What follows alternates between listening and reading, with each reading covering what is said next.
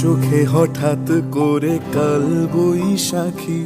চৈত্রের শেষ বেলা পাতা ওড়ে নাকি,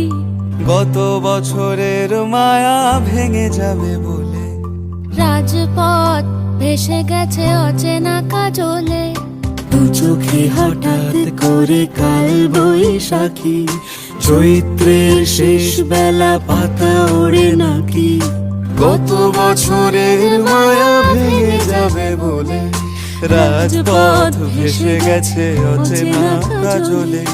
তুমিও অঝরে তাকে শুধু ভালোবেসো।